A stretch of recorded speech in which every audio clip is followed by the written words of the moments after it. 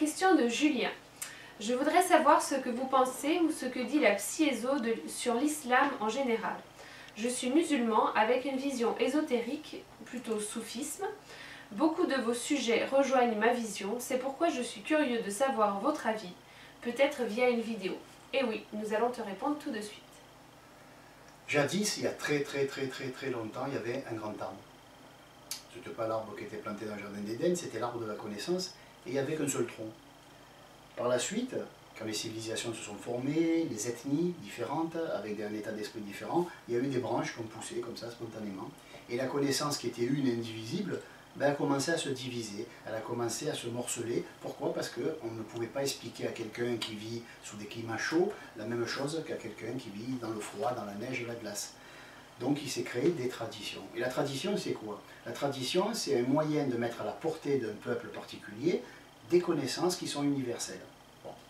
Donc jadis, il n'y avait pas les soufis, il n'y avait pas les druzes du mont Liban, il n'y avait pas les cathares, il n'y avait pas ceci, il n'y avait pas cela. Il y avait simplement une tradition commune. Donc ce n'était pas vraiment une tradition, c'était vraiment le tronc commun de la connaissance sur Terre. Bon, ça il y a très longtemps.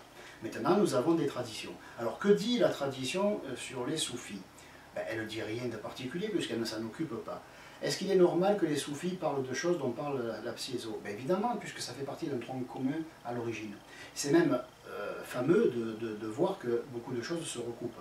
Parce qu'avec le temps, avec les diverses traductions, j'ai failli dire trahison, les choses divergent, les choses ne se ressemblent plus. Et c'est vrai qu'il y a des traditions maintenant qui disent presque l'inverse de ce que dit la psy-éso. Bon. Pourquoi la psy-éso, je m'y suis intéressé personnellement? Je me suis amusé très jeune à étudier ce qu'on appelle les religions comparées. Bon. J'ai un petit peu étudié tout ça et j'ai vu qu'il y avait vraiment un tronc commun. Il y avait des gens qui disaient l'inverse, mais ils le disaient tellement à l'inverse qu'on se dit « Ah, c'est intelligent, c'est fait exprès ». On ne peut pas être aussi précis dans l'inverse d'une chose si on ne veut pas nier l'opposé. Donc on s'aperçoit qu'à l'origine, il y avait vraiment un tronc commun, il y avait vraiment une seule connaissance. Pardon. Et cette connaissance était propre à l'homme, elle n'était pas propre à telle catégorie d'hommes, à telle ethnie, telle race, telle couleur de peau, etc. Elle était propre uniquement à l'être humain en général. Bon. Donc, bien sûr que j'ai entendu parler de pas mal de traditions. J'ai cité tout à l'heure les druzes du mont Liban. Je me demande combien il y a de gens qui savent que c'était des initiés d'un très haut niveau. Bon, c'est plus le cas maintenant, je pense, je ne veux pas leur manquer de respect, mais bon, je pense qu'ils ont un peu confondu prendre les armes mentales avec prendre les armes physiques. Mais au mont Liban, il y avait ce qu'on appelait les druzes, enfin ils existent toujours, mais les druzes de l'époque étaient de grands initiés. Voilà. Bon, les soufis aussi sont connus et respectés, mais ce sont des traditions qui sont propres à une culture. Et on ne peut pas, enfin, du point de vue de la psy-éso, on ne peut pas prendre une culture et la rendre universelle. Pourquoi? Parce que c'est une culture. Et que le propre d'une culture, c'est de rester, non pas fermé, mais de rester accessible à une certaine catégorie d'individus. Dès qu'on mélange les cultures, ça ne peut donner que le bordel. Bon, après, chacun prendra ce qu'il veut de ce que je dis, mais je suis contre le mélange des races, des cultures, tout ça. Pourquoi je suis contre? Quand je dis je suis contre, bon, ça ne change pas grand-chose. Je suis pas le président d'un État et je ne suis pas ministre et je ne peux rien empêcher. Et pourquoi je suis contre? Parce que c'est la seule façon de tuer les cultures et les races. Parce que si on veut garder les cultures et les races intègres, si on veut les garder pures, il ne faut pas les mélanger. Non pas que je ne veux pas que les gens se mélangent d'un point de vue social, bien sûr qu'ils peuvent se côtoyer, se mélanger, mais quand l'un essaye de faire venir l'autre dans sa religion, dans sa philosophie, ça y est, c'est foutu, c'est le bordel. C'est le bordel parce qu'il y en a toujours un qui va dire « Oh, c'est mieux ça », alors du coup il va manquer de respect à ce qu'il a vu naître, ou alors on va dire « Oui, mais pourquoi je vais rester dans ma tradition de naissance ?» Ok. Ok, on n'est pas obligé de rester dans sa tradition de naissance, mais on n'est pas obligé de sautiller à toutes les traditions. Combien il y en a en France qui, dès qu'il y a eu le bouddhisme, sont devenus bouddhistes, maintenant qu'il y a les musulmans, ils sont devenus musulmans, et je me demande la prochaine fois si les martiens arrivent avec une religion, ils vont devenir martiens. Voilà, on voit bien que ces gens-là sont, encore une fois je ne leur manque pas de respect, mais j'énonce des faits, ils sont un peu instables. Ils sont en train de sautiller sur une jambe, sur l'autre, quelle religion je vais prendre, quelle tradition je vais prendre. Or les traditions, s'il y en a plusieurs, la pluralité, c'est ce qui fait la richesse. Je vois mal des gens qui sont tous planifiés, qui ont une conscience, on a coupé la tête de manière à ce que tous les corps soient à la même hauteur, je ne vois pas où on va en arriver. Vous voulez vraiment être robotisé? Vous voulez vraiment devenir des êtres qui ont une seule religion, une seule foi, une seule couleur? Bien sûr. Et on va où là, hein?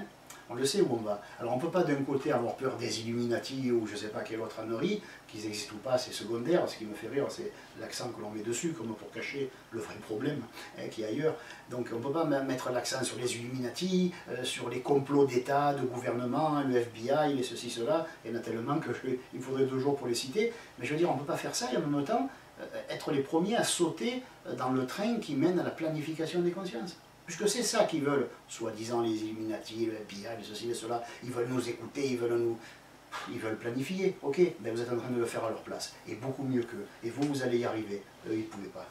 C'est ça qui est amusant. Voilà. Donc on parlait des soufis, je n'ai rien contre eux, je n'ai rien pour eux, je n'en parle pas parce que ça ne fait pas partie de la tradition. Par contre, si on me demande est-ce que c'est quelque chose de bien et quelque chose de respectable, je dis oui, bien sûr, c'est quelque chose de bien et de respectable, et c'était encore plus quelque chose de bien et de respectable dans le passé. Pourquoi? Non pas que maintenant c'est moins bien, mais maintenant les gens sont moins impliqués.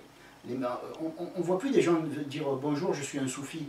On voit des gens qui disent bonjour, je suis catholique, je suis musulman, je suis protestant, je suis je sais pas quoi, je suis témoin de Jéhovah, etc. Mais dans l'absolu, le problème n'est pas dans ce que nous sommes, le problème est dans le fait que nous voulons étendre ce que nous sommes aux autres. Et dès l'instant où on propose aux gens de partager, la proposition et l'imposition, il n'y a qu'un pas à franchir. Hein. Voilà. Donc moi ce qui me fait peur dans ces mélanges de cultures, de races, de pays, etc., de tout ce qui se passe actuellement, et ça n'a rien à voir avec du racisme, il faut arrêter les conneries, ça c'est la meilleure façon de faire fermer la gueule aux gens qui ne pensent pas comme nous. Hein. Parce que maintenant c'est la mode ça. Ah ben tu es raciste, ah ben d'accord, comme ça je me tais, je ne peux plus rien dire. Et comme ça on a fait taire quelqu'un, alors qu'on parlait de libre arbitre, de franc-parler, on parle de liberté, mais on fait fermer la gueule aux gens. Hein, parce qu'on leur dit tu es ceci, tu es cela. Maintenant c'est l'arme suprême.